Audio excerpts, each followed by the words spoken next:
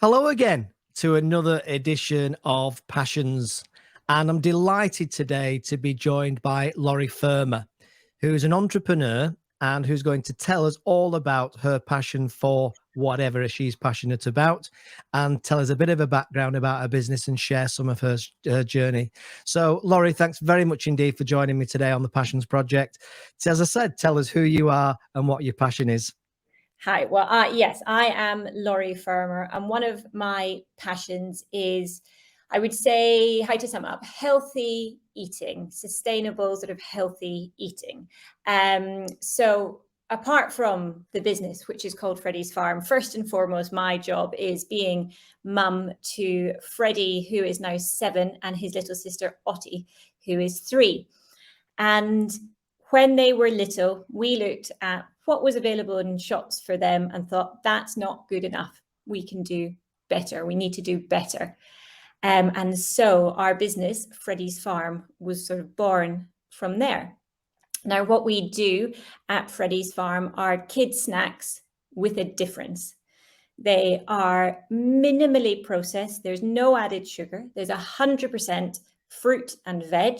And 100% British fruit and veg, which is super important to us.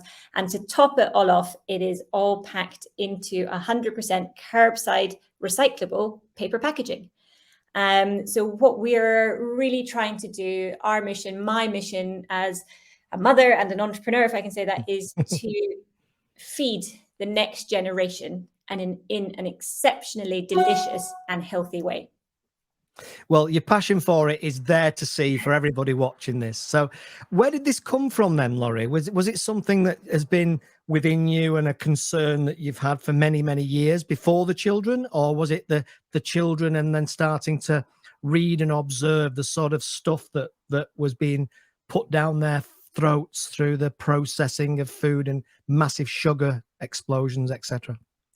Well, I can't say that I come from an Italian background, so food in our house has always been very, very important. And I think in Italy and other European countries, we tend to eat really seasonally, and that's really important. I think when I was younger, sort of like when I was a teenager and in my 20s, I probably didn't put as much of a focus on what I was eating. But certainly as I got older, and then especially with the children, that's when it became really, really important to us.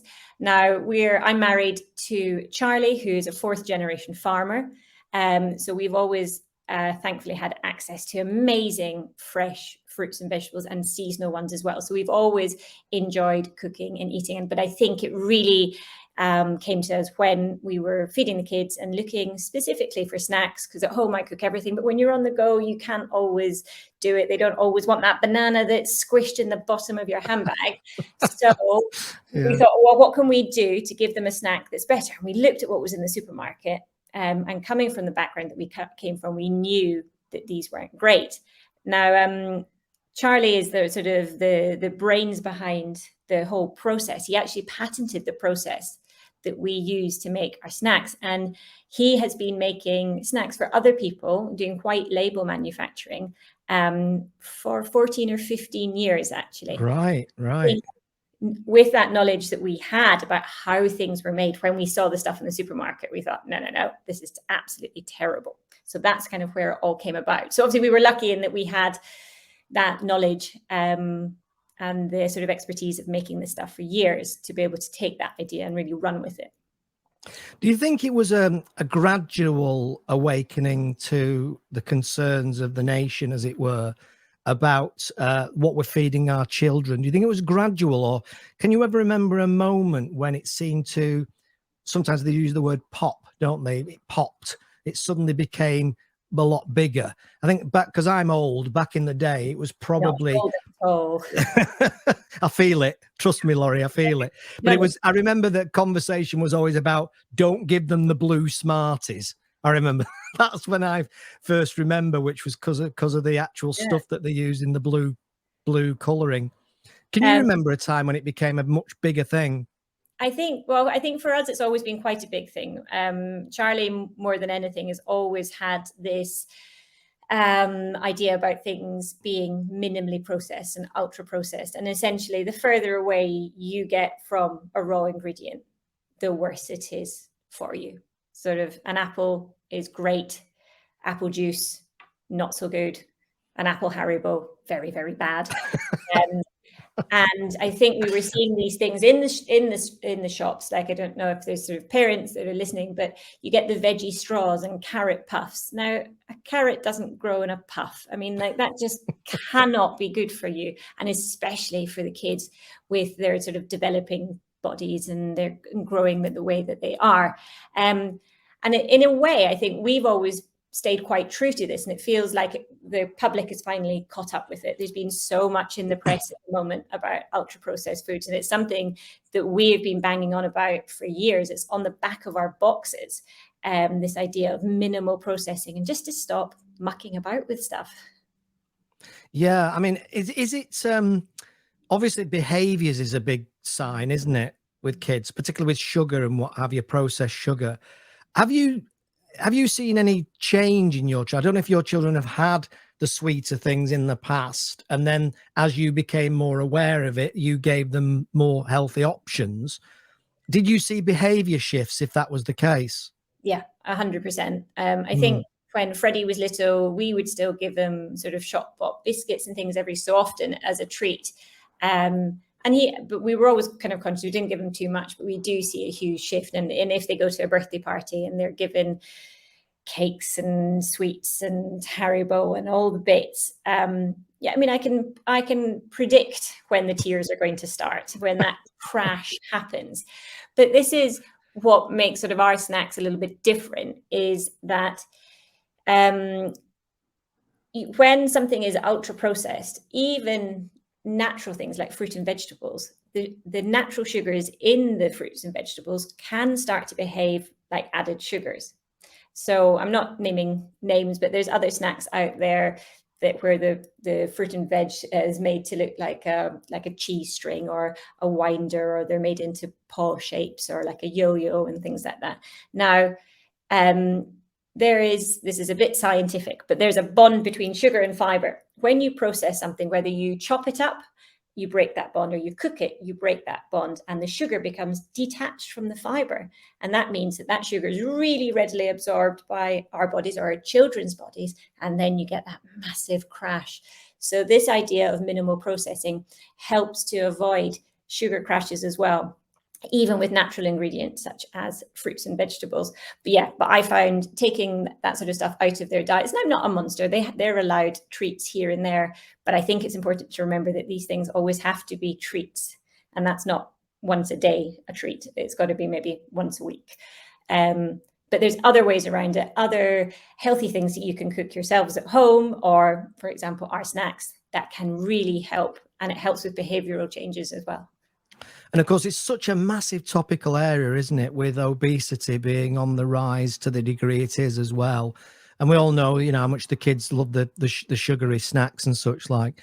Do you find it at all frustrating when you see, I suppose, larger manufacturers, I'm generalizing now, but larger manufacturers trying to be clever around creating the perception of healthy options? I mean, I suppose the one that just jumps out from an adult point of view, for example, is low fat yogurt, which of course has got tons of sugar in it. We now know. Yeah. Is that a frustration how from the commercial angle that they will put these, frankly, I'm going to use the term bullshit perspective on it rather than the realities of it? Yeah, it's incredibly frustrating. And I think from a smaller business, when we don't have the marketing budgets that everybody else has to try and get that message across, and it's probably it's not unpopular, but it's not much fun when we're trying to be like, we're healthy, we haven't got this, we haven't got that. I don't want to be the fun police at all. You can still have really tasty things that are good for you as well, but it's hard when you're fighting against the big boys and you're trying to get the correct message across. And I think it will take a while to shift, because everything when I was younger was like, low fat is good, you want low fat, fat makes you fat, whereas fat doesn't make you fat. I mean, we drink whole milk in our house, we have butter, we have cheese and full fat cream cheese and things like that. We don't ever buy low fat anything, and none of us are overweight, despite eating things that are very sort of high in fat. But I think what it comes back to is just to stop mucking about with stuff. That if you just eat things in their natural forms, and that's whether you're a vegetarian or not, it doesn't matter. But as long as you're eating things in the way that they're supposed to be, it can't do you any harm. If you're eating good quality milk, the best meat that you can afford, eggs, that sort of thing, it's not going to do you any harm. Sure, and we're recording this in the middle of the what is now being termed as the cost of living crisis. Yeah. What sort of impact is the cost of living crisis having on this area, Laurie? Well, obviously, I think that parents' budgets and their purse strings are really, really tightened, which makes it harder, especially for sort of smaller brands. I mean, we are on the same sort of price point as our main competitors, where that's made abroad and we're made in the UK, and it's got all the health benefits and the packaging. One thing we are finding, though, is, I don't know about other people's children, but my children can hoover up a punnet of raspberries that costs a huge amount of money in one sitting. So it's good to find other ways to get nutrition and goodness into them that maybe is a bit longer lasting, that doesn't go off in the fridge. And I think we are finding that people are using our snacks as a way of, because they're dehydrated, they last longer, it's not going to go off, like some of the other things. Well, so sometimes it can be a bit more of an economical way to get fresh fruit and veg into them, but it's super hard. I mean, we've been impacted by the cost of living hugely, just how much it costs to turn on the machines in the factory. It's been absolutely awful, but we're really conscious to try and keep the cost down for the end consumer, because often those that need the fresh fruit and veg the most are the ones that can't afford it. Yeah, it's a really tricky situation, isn't it? And I guess as well, I'm assuming that the pester power situation, and everybody's I think a lot of people are quite frazzled at the moment on a number of different levels. We've just come out of the pandemic. We've got cost of living now is the big thing, and it is a big thing. Yeah. And if the kids are then pestering the parents because they want something, and then are crying and making a racket, and you're smiling there, so you probably know the sort of thing exactly I'm talking about. Is it very difficult for parents to not just say, oh, here's a candy bar, just I think it's hard at the beginning, but once you break that cycle, I think we said Freddie we would have biscuits and things in the house, and honestly, it probably took about 2 weeks, and he's never asked for a biscuit again, really, in that sense. Not that, poor little soul, he doesn't get anything fun anymore, but I think it's sort of out of sight, out of mind. It's just breaking that habit, and it's replacing it with something else that I've made that's maybe got dark chocolate in it rather than sugary milk chocolate. And it's still a treat, it's still delicious, but once you break that, especially sugar cycle, they don't need it and they don't ask for it as much, and you're replacing it with other things that are equally as delicious, but just that little bit better. And you don't have to say no. You can say, yes, you can have a biscuit, but have this one. I suppose in a sense, it's the classic, isn't it, of just trying to change habits. And as adults, we have all sorts of things, challenges in that area as well, of takeaways and all the other things that we do. Chocolate's my biggest vice. But then, like, a simple swap from maybe like a milk chocolate or a white chocolate to a dark chocolate, you can still have your chocolate and it's still really good for you. But it's just the little swaps here and there. And of course, having a treat once in a while, absolutely, as well. It's the once in a while that's the problem, though, Laurie. It's very true. But yeah.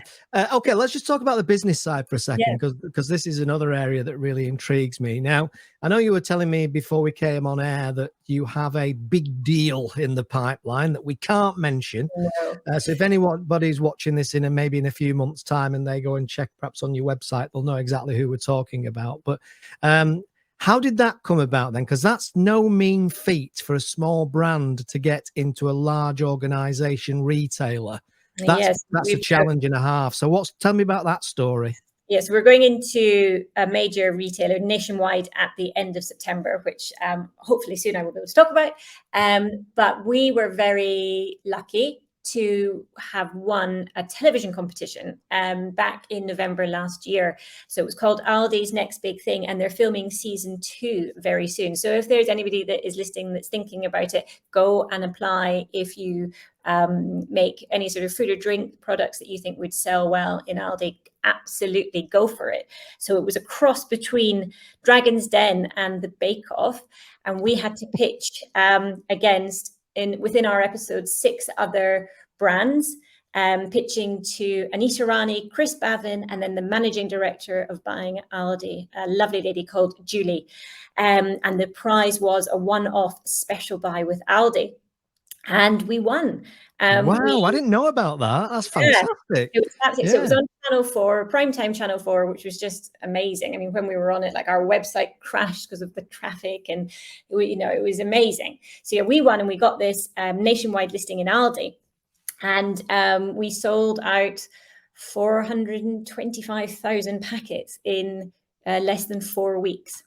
Stroll on. And they say people don't watch television anymore.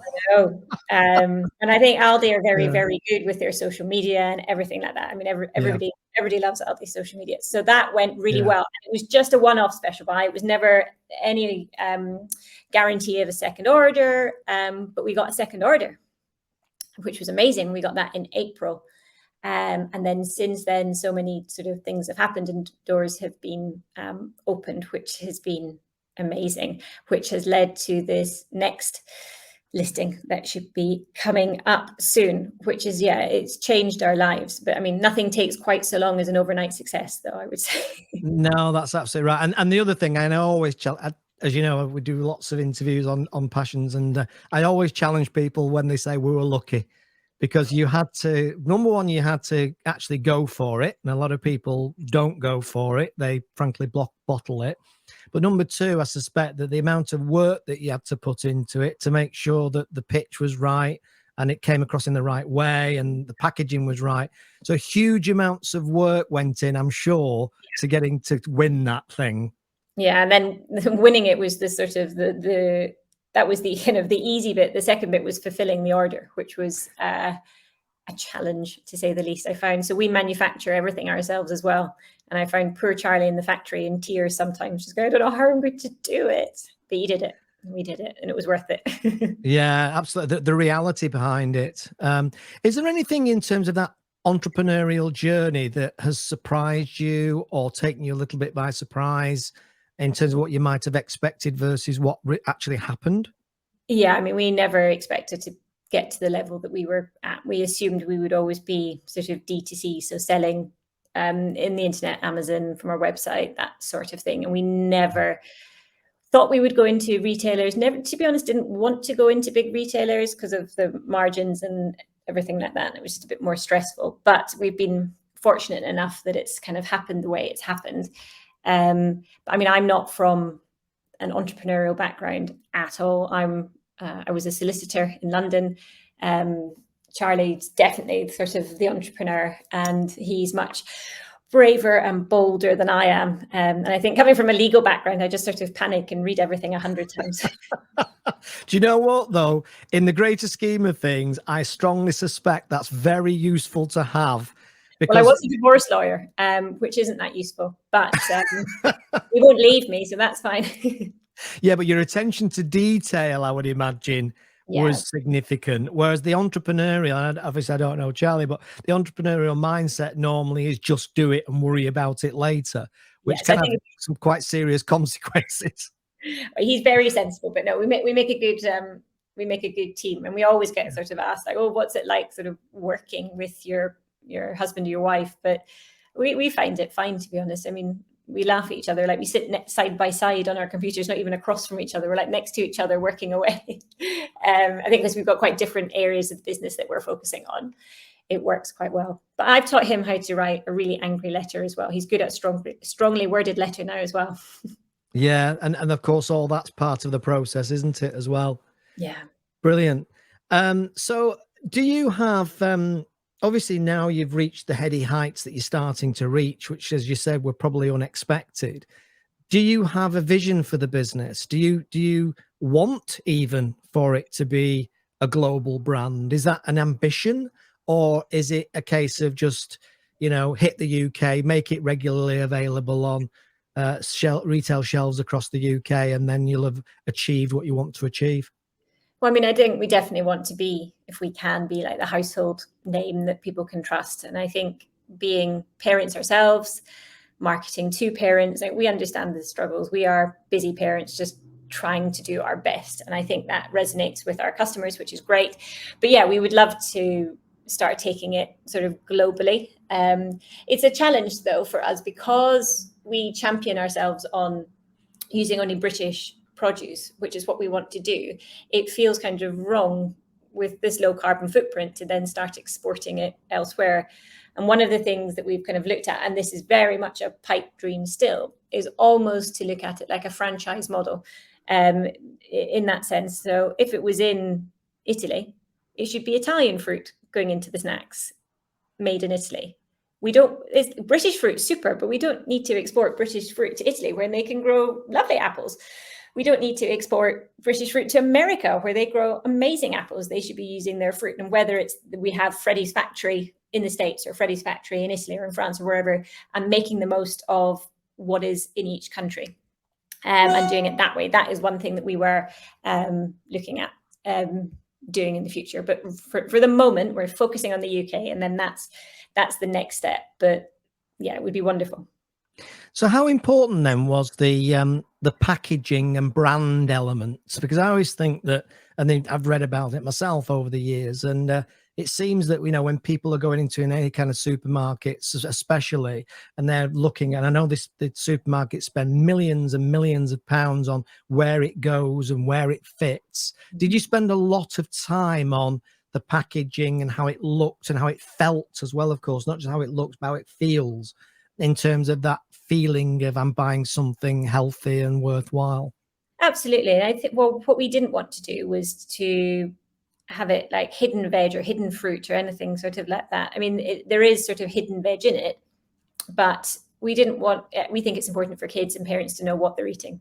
And because of the way we make it, even when you look at the product itself, you can see little bits of carrots, little bits of green flecks of spinach in there as well, which I don't think you should be pretending to children they're not eating it. They should know what they're eating and enjoy it for what it is. But yeah, we wanted to get across that real sort of element on it. And obviously there's sort of a cartoon picture of Freddie on the front of it, but it's important to us that Freddie is a real boy. Freddie's farm is a real place. We're not one of these pretend supermarket farms where your happy chickens live, which is just utter nonsense. And I don't hopefully no one believes that. Yeah. But we want the authenticity to kind of come across. But it's really hard trying to come up with something like that. When somebody's walking past on a supermarket shelf, it is a split-second decision. And we've got to make them change from the brand that they've used for years that they trust to us. And that's a big challenge. And I guess, does PR play quite a key part in that? Getting articles out there or features out there to kind of explain what you're about and the story behind what you're about? Yeah, 100%. I mean, we're entirely self-funded. We've not raised any money. We haven't used any PR companies. This has just all been entirely organic, which is hard in itself. And we are getting sort of a little bit of traction, but we're going to have to start putting some more money into that side of things, especially with the listing that we've got coming up. It's all well and good getting that listing, but we've got to make sure they fly off the shelves. Yeah, absolutely. Unfortunately, there's all the heart stuff, if you like, of why you're doing it, how you're doing it, but ultimately at some point it's going to come down to the spreadsheet, isn't it? Yeah. An unfortunate side of business, I guess, in some ways. Yeah, I mean, we spend our lives, we've got a huge margin spreadsheet that's sort of constantly updating, and whether it's on our website, whether the ones in a farm shop, whether the ones on Amazon, the ones in Aldi, and you're just looking at the numbers constantly and trying to make it balance and trying not to give up on your sort of principles. And it would be much easier. We could make it abroad with a puree that's shipped in and put it into plastic packaging and be able to sell it for peanuts, but we don't want to do that. But we're coming in there at the right sort of price. It's hard to try to keep it all going. I can imagine. And I would imagine that a lot of startup companies in this kind of food and drink arena, they start off with a very bold and, you know, heartfelt positioning of what they're doing and why they're doing it. But then the temptations must be always there to cut a corner or two, especially in the commercial scenario. I'm thinking, for example, and I'm not using this deliberately, I have no knowledge of it and I could be way off track. But something like innocent drinks is an example, which I think started off very much about being about, you know, literally bananas mixed in a jar, you know. But then, of course, as they got bigger and bigger and bigger, I'd imagine the temptations must have been there to start to put a little bit something in it that might taste better.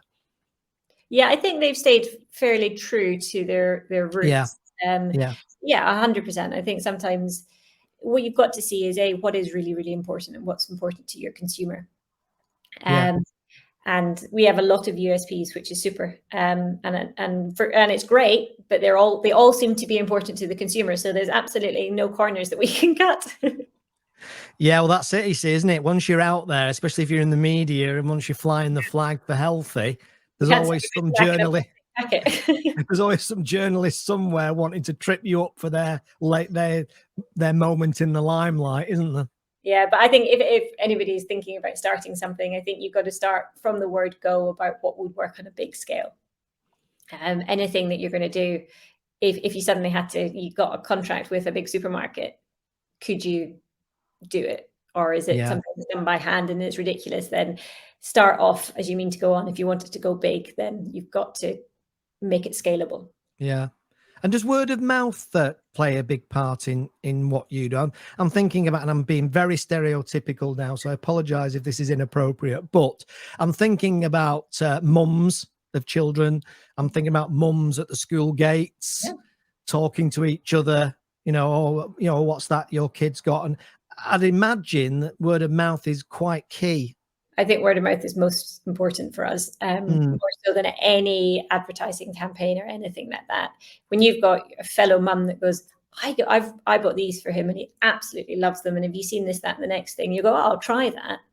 Or they'll give you a packet or whatever. And we always get that through whether it's Facebook groups or play groups. And what's been great for us is people have been putting them in party bags rather than little bags of Haribo. And that's fantastic, both from a health point of view, but it gets it into people's homes and the parents don't mind them having that on the way home. And we've worked a lot through Instagram as well with influencers.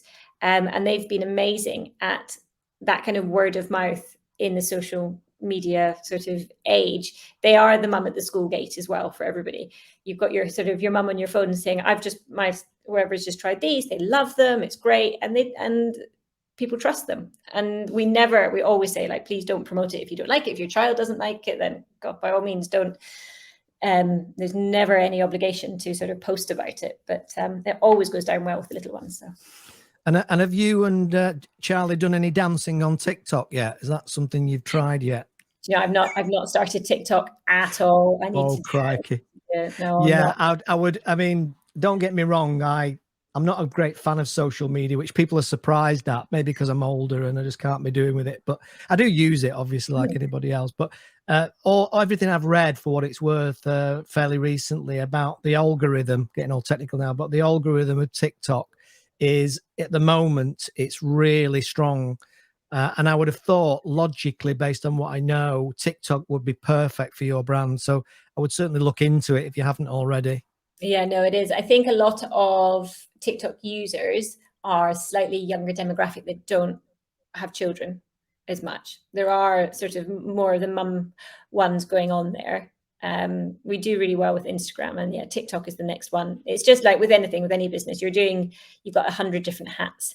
Set aside some time to kind of go through that when I'm not doing the accounts or customer service or taking photos or whatever.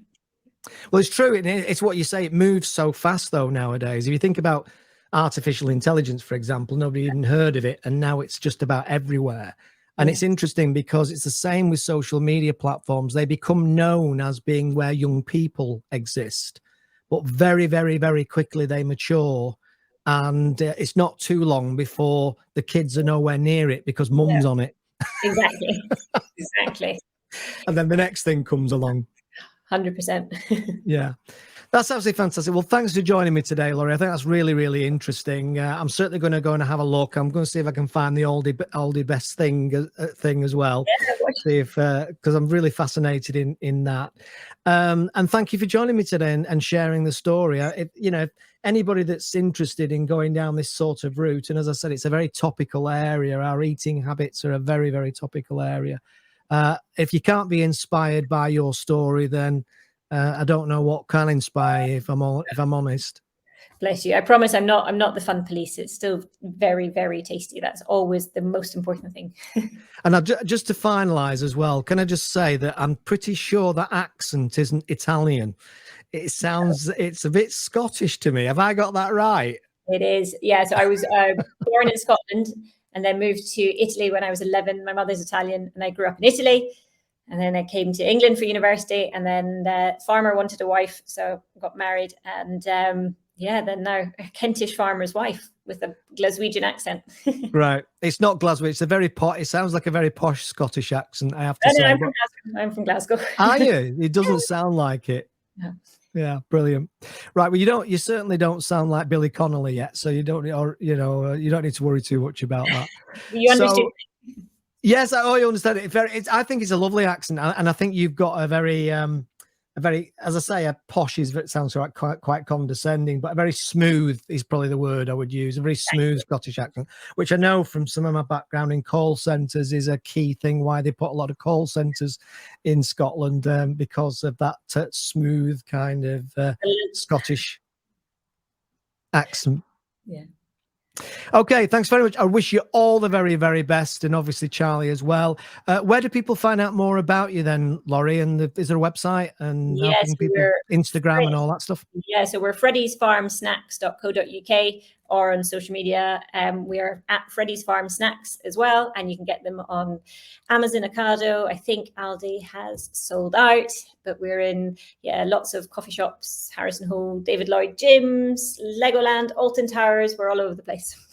Fantastic. And once that momentum starts and then it really is. You could end up on shelves anywhere and everywhere, couldn't you? That's the plan. Fantastic. Right. Thanks very much, Laurie. Really enjoyed talking to you today. Thanks for sharing your story, and we'll see you again sometime on Passions. Absolutely. So thanks, Laurie. Take care. Bye-bye. Bye-bye.